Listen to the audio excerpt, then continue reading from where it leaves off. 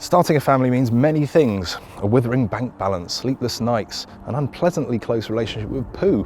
It could also mean the end of a two-seat sports car as you start to wrestle with buggies and other child paraphernalia. But that doesn't mean the fun has to end, and that's why Skoda has come up with this, the vRS version of the Kodiaq SUV. And it's a seven-seater, it's a big car, but it hasn't lost the fun. The Kodiaq has been taking the UK by storm, winning over parents with its mix of decent looks, strong driving feel, equipment levels and supreme practicality thanks to a cavernous interior, clever storage and an optional third row of seats. But the introduction of the vRS means it now has some added sex appeal.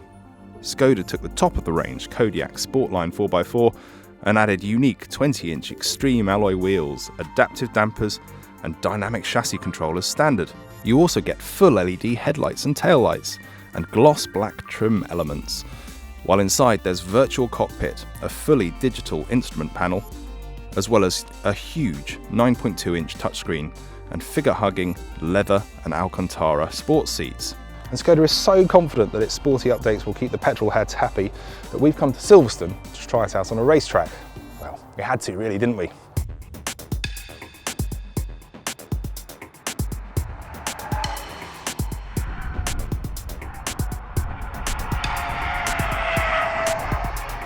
There are 6 driving modes in this car.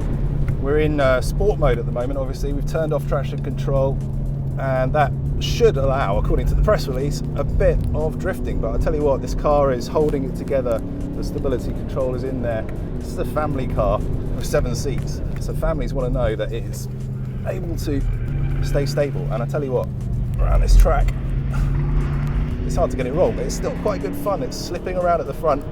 What sport mode also does is it stiffens up the dampers. It's got variable dampers on this car, which means that on the road it's quite harsh, but around here it's perfect. It's not completely flat because it's a big car, but it's keeping it together. And one of the big criticisms about the car that I've seen online, some people complaining that why hasn't it got a bigger engine, why has it only got 237 brake?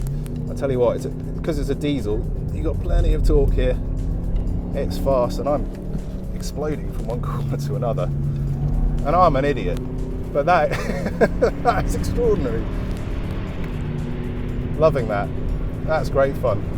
Right, I think what we should do is try a timed lap. Ready?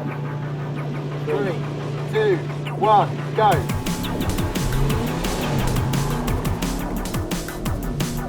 Running brake for the first corner. No. Fast through there, keeping left. And then hard brakes. Slow right-hander. Turning at the end of the curve. Keeping right, flowing out to the middle of the circuit.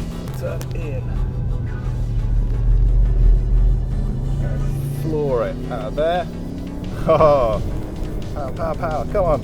This is where you want maybe a little bit more oomph, but going for it, 100 miles an hour, 106. I'm looking for the third red mark. Floor it now.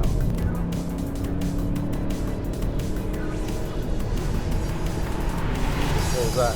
3:11.14.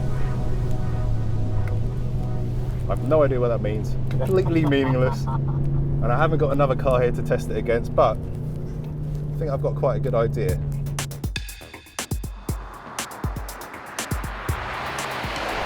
Welcome to Silverstone on ice. Skoda hasn't brought us to a one-to-one recreation of Silverstone for nothing, you know. It's not just a bit of fun, although it is incredible fun. The point is to show that this car is just as capable on slippery surfaces as it is on the track. And that's thanks to the company's latest four-wheel drive system. It helps, of course, that we're on studded tyres, but it's pretty slippery nonetheless. It's sheet ice. We're on a frozen lake just south of the Arctic Circle. And that probably goes to show just how confident Skoda is. And for a big car, this is a really impressive machine. I'm not exactly Stig Blomqvist, but even I'm able to control it. DSG automatic transmission, which comes as standard, means there's no wrangling with a gear lever to worry about, and the electronics do all of the work in delivering up to 85% of the torque to each wheel independently within milliseconds to keep the car pointing where you want it to go. Right, let's go for a time lap. 3, 2, 1, go!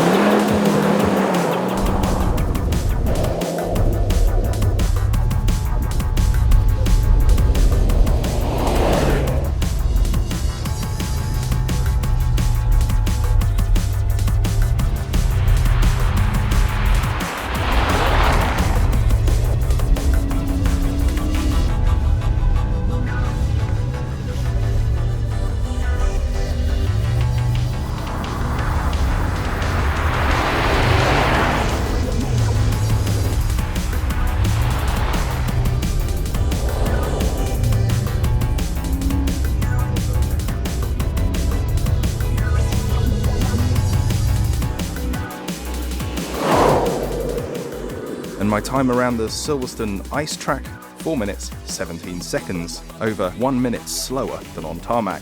So there you have it, the Kodiaq vRS is slower on snow than on tarmac. In other news, the Pope is Catholic and bears do go to the loo in the woods. The point, of course, is that the Kodiaq vRS is as versatile as cars come. Yes, it's got a £43,000 price tag, which might seem a lot for a Skoda, but it's fully loaded and it's an absolute beast that's pretty unstoppable whatever the weather. The VRS badge doesn't hurt mum and dad's street cred either.